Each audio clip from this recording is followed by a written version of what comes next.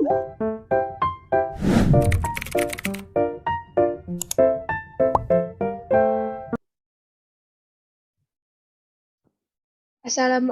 warahmatullahi wabarakatuh. Saya Hana Arifah dengan NIM A1C22144.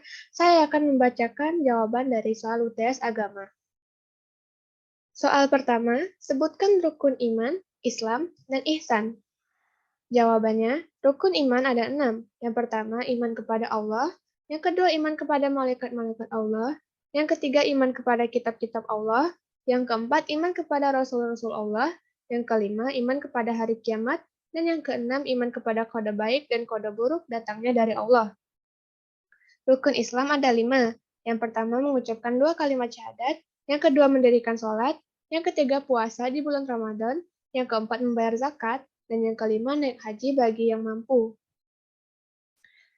Ihsan. Ihsan adalah kesempurnaan atau yang terbaik dalam bahasa Arab. Adalah seseorang yang menyembah Allah seolah-olah ia melihatnya. Dan jika ia tidak mampu membayangkan melihatnya, maka orang tersebut membayangkan bahwa sesungguhnya Allah melihat perbuatannya. Ihsan adalah lawan dari is'ah atau berbuat kejelekan, yaitu seorang manusia mencurahkan kebaikan dan menahan diri untuk tidak mengganggu orang lain, mencurahkan kebaikannya kepada hamba-hamba Allah dengan harta, ilmu, kedudukan, dan badannya. Soal yang kedua, bacakan sifat wajib dan mustahil bagi Allah dan Nabi. Sifat wajib bagi Allah, yang pertama wujud, artinya ada kidam, awal, bako, artinya kekal, mukhalafatuhu lil hawadisi, artinya berbeda dengan ciptaannya. Yang kelima ada qiyamuhu binafsihi, artinya dapat berdiri sendiri. Ada wahdaniyah, artinya esa atau tunggal. Ada kudrat, yang artinya berkuasa atas segala sesuatu. Ada iradat, yang artinya berkehendak. Ada ilmun, yang artinya mengetahui. Ada hayat, yang artinya maha hidup. Ada sama, yang artinya maha mendengar.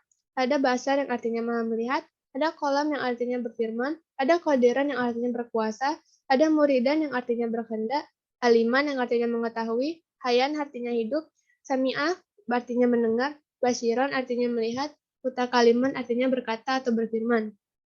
Sifat mustahil bagi Allah, ada Adam artinya tiada, hudud artinya baru, fana artinya binasa, mumasalahu lil hawadisi artinya menyerupai makhluknya, ada qiyamuhu binakriyi artinya berdiri dengan yang lain, ada ta'adud artinya lebih dari satu, ada ajazun yang artinya lemah, ada karahan yang artinya terpaksa, ada jahlun yang artinya bodoh, ada mautun yang artinya mati, ada samun yang artinya tuli, ada umyun yang artinya buta, bukmun artinya bisu, kaunuhun ajzan yang artinya zat yang lemah, kaunuhun karihan yang artinya zat yang terpaksa, kaunuhun jahilan yang artinya zat yang bodoh, kaunuhun maitan yang artinya zat yang mati, kaunuhun aslahama yang artinya tuli, kaunun a'ma yang artinya zat yang buta, kaunun abkama yang artinya zat yang bisu. Sifat wajib bagi Rasul ada 4. Yang pertama sidik, artinya benar, amanah yang artinya dapat dipercaya, tabligh yang artinya menyampaikan wahyu dari Allah, ada fatonah yang artinya cerdas. Sifat mustahil bagi Rasul ada yang pertama kizib, artinya bohong atau berdusta. Yang kedua ada hianat, artinya tidak dapat dipercaya. Ada al-kitman yang artinya menyembunyikan rahasia. Yang keempat ada baladah yang artinya bodoh. Yang ketiga, bacakan sholat mayit sampai akhir. Berikut video ini merupakan praktek sholat mayit. Bismillahirrahmanirrahim. Usolli ala hazihil mayyitati arba'a takbiratin farda kifayatin ma'muman lillahi ta'ala. Allahu Akbar. Bismillahirrahmanirrahim. Alhamdulillahirabbil alamin. Arrahmanirrahim. Maliki yaumiddin. Iyyaka na'budu wa iyyaka nasta'in. Ihdinas siratal mustaqim. Siratal ladzina an'amta 'alaihim ghairil maghdubi 'alaihim waladdallin. Allahu Akbar. Allahumma shalli ala sayyidina Muhammad wa ala ali sayyidina Muhammad. Allahu Akbar. Allahumma ighfir lahu warhamhu wa afini wa'fu anhu. Allahu Akbar. Allahumma la tahrima ajraha wa la taftina ba'daha waghfir lana walaha. Assalamualaikum warahmatullahi